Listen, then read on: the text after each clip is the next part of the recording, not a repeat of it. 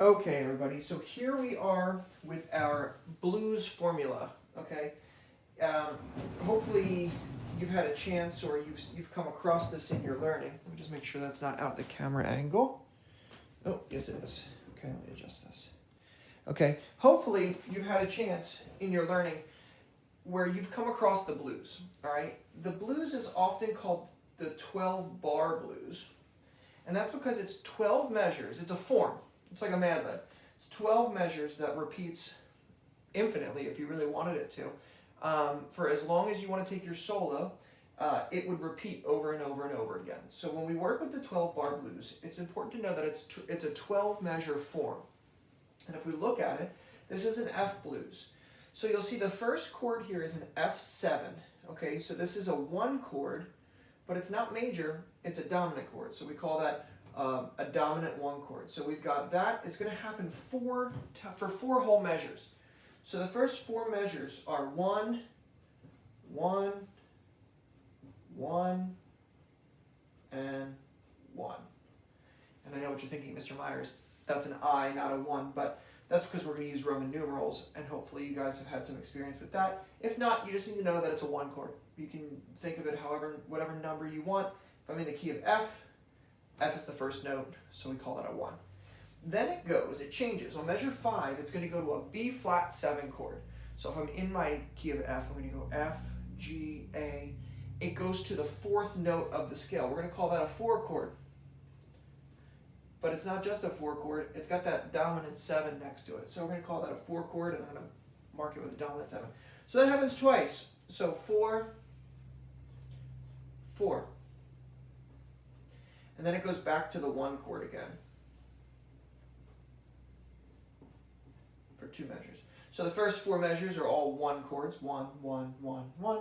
The next 2 measures are 4 chord, 4 chord, and then it goes back to the 1 chord, 1 chord. And then the last 3 bars, otherwise known as 9, 10, 11, and 12, this is called the turnaround. And there's a bunch of different ways that we can write the last 4 measures. This is one of the most common. This goes to a 5 chord because C is the 5th of F. F, G, A, B flat, C. So I'm on my 5th note. And then it goes to the 4 chord, okay, with that dominant 7. And then it goes back to a 1. And sometimes it'll stay on that F for 2 measures, and sometimes they'll put a 5 chord at the end. Okay? So if you pulled up a recording of the F blues,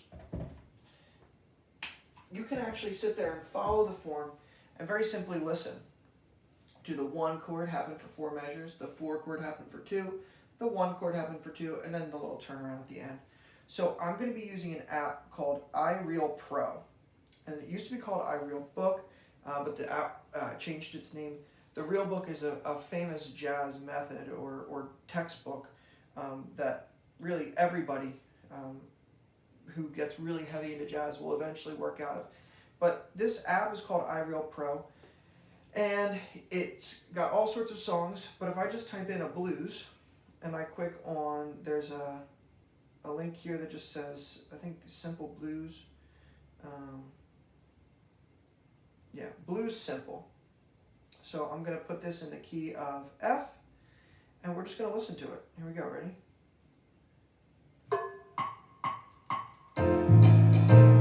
F chord, F chord, F chord. Now we're changing back to the 1, 1. C, B flat, F, C, and F.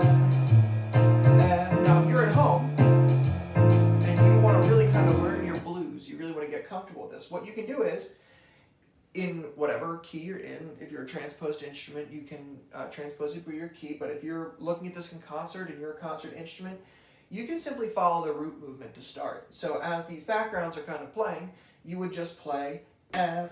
Now, if you're a bari saxophone or an alto saxophone, when we're in concert F, that puts us in the key of D. So if I know my D scale, I'm just going to play the first note of my D scale, and I'm going to hold that.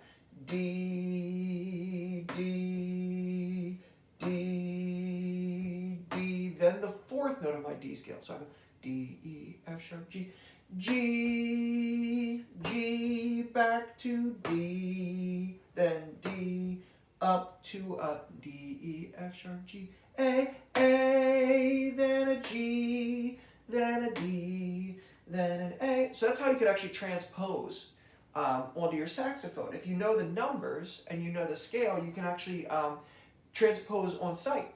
If you don't, I will have this provided. I'll have the F blues, the F concert blues provided in all 4 transposable keys. So if you're a French horn, if you're a saxophone player, or a trumpet, clarinet, tenor saxophone player, I will have it transposed into B flat for B flat instruments, into E flat for E flat instruments, and to F for our French horns, as well as the concert. But one of the best things that you can do to really start understanding the blues is just learn the form.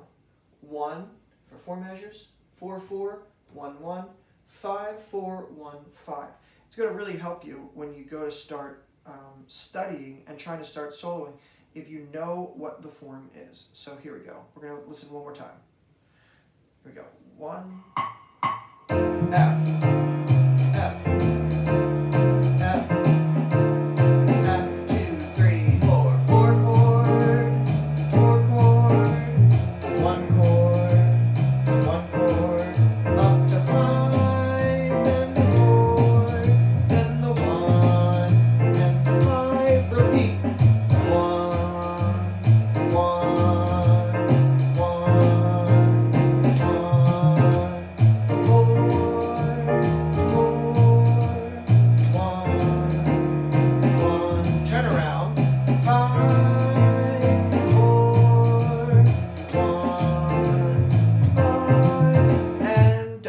So that was 2 times through the form, we call it. The form is these 12 measures. So if I was soloing and I said to my friend, I'm going to solo twice through the form, that means I'm going through all 12 of these measures 2 times. All right, so you can learn how to speak like a jazz musician, and we use the term the form, which whatever the length of the song is, it's that many times through. So this is a 12 measure song, so the form is 12 measures.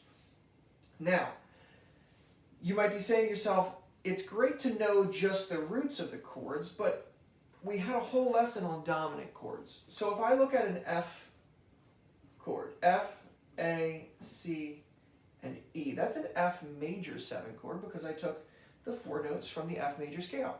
But if I want to make it a dominant 7, I have to put a flat next to the 7th note. So what the piano is playing here is F, A, C, E flat, and it's doing that for the first 4 measures.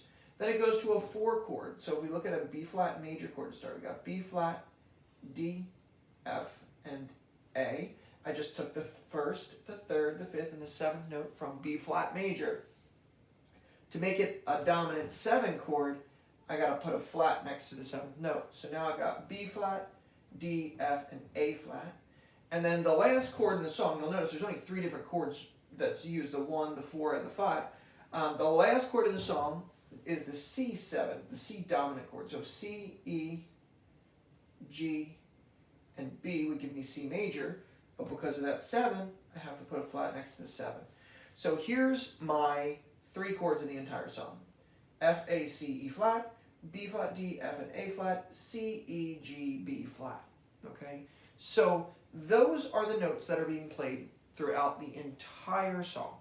At any one point in time, these notes could be being played. Now, when we first start soloing, it can be really overwhelming to say, I'm going to think of a scale here, I'm going to think of a new scale here, I'm going to think of B flat with a flat 7 here, F with a flat 7 here, and then I'm going to change scales every measure down here. That's crazy overwhelming to a beginning soloist because, 1, you might just be learning these scales, or 2, the idea of creating an improvised solo where you have, nothing's written down in front of you, you're just making it up as you go, and then to have to switch and shift your notes as you're soloing can be very overwhelming. So we've actually created something really cool. It's known as the blues scale. And if you look at the blues scale, actually we're going to look at a different scale first. We're going to look at the minor pentatonic scale. first thing that we have to know is these are the three most important notes in the whole song because they are the roots of the chords. So the first thing that we're going to do is we're going to write F, there's a B flat, and there's also a C. All right. So those three notes we know are going to sound good. All right, because they're the roots of the three chords. The other thing that we know is if we look at all of these chords, they're all seventh chords. They're all dominant seventh chords. So the next most important note is going to be the dominant seventh because it's the one that's been altered. It's the one that's been made cool and changed and tweaked. So I'm going to look at an E flat, an A flat, and a B flat. Well, I already have B flat written down.